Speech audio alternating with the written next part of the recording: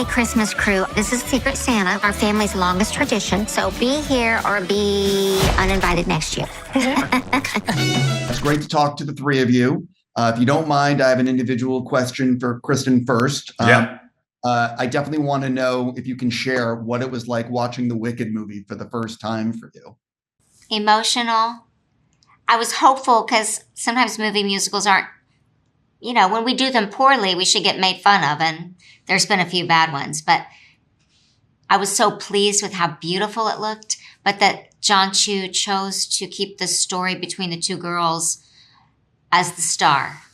And so it was a love letter to our show. So for me, it was a part of my legacy and just getting to be a part of it. I'm just very proud of it. Thank you for sharing. For all three of you, I'm curious, do you have a go-to holiday movie, and has it changed actually as you've gotten older? When I was younger, I would go to like Miracle on 34th Street. It hasn't changed, but then like movies like Love Actually have become a favorite, and other movies as well. Now it's going to change again because of my son. Yeah, that's right. Yeah. So the go-to is going to be whatever he likes the most.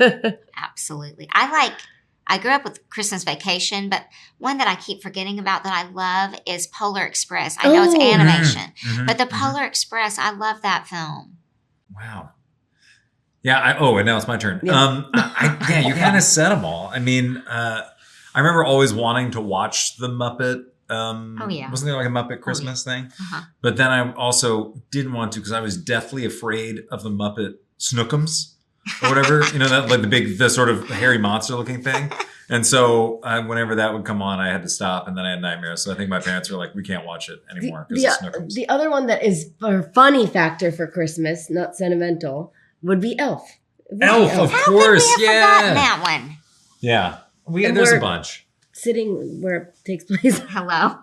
Elf is Home Alone. Hello. Oh my yes, God. Of course. That happened in the lobby here, right? Yes. Yes. Oh my goodness. Of course. That's ranked up there high for me too.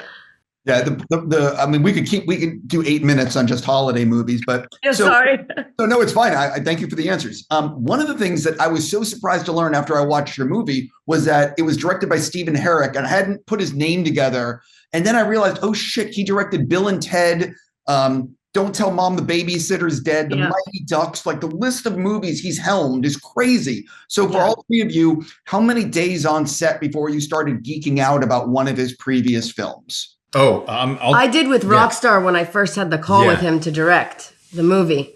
And I really liked him as a person. It seemed like it would be like easygoing to work with as a director, which I think, so many directors nowadays, you have people that really want to like prove their point and their vision for the script. But he's the kind of director where you can really work with him and he'll work with you. And I really valued that. So I geeked out from the first Zoom. Yes. So I didn't put a name to him at first. And then it was only like, I think after I'd been cast, I was like, oh yeah, why do I know this name? And I looked him up.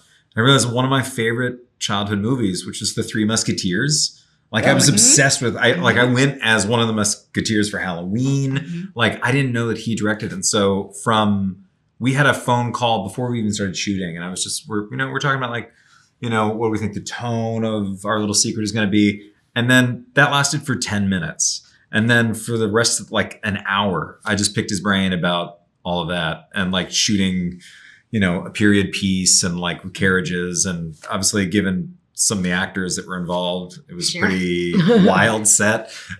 So I was absolutely smitten. He was like, wow, I mean, of all the movies, that's your favorite. I'm like, absolutely. He was like, Mighty Ducks. I'm like, I don't care about that. I love Mighty Ducks. Yeah. I did too. Yeah. So that was my favorite. My favorite is Mr. Holland's Opus. Yes, of course. I love that story so much. It's so loaded with so much heart, and music being the central character. But that for me was like my favorite of his.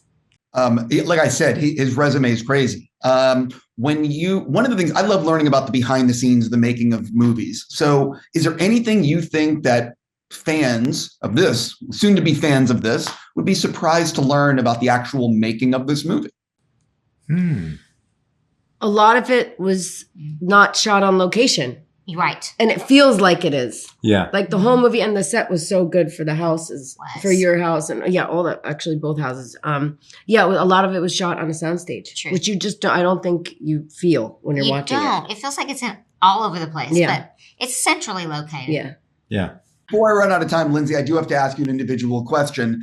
I am really looking forward to Freakier Friday. And I'm just curious, like, what the hell was it like to go back to that universe? And how long did you know, like, that they were wanting to do this? Well, Jamie Lee Curtis and I were very close, so we'd been talking about it for a long time.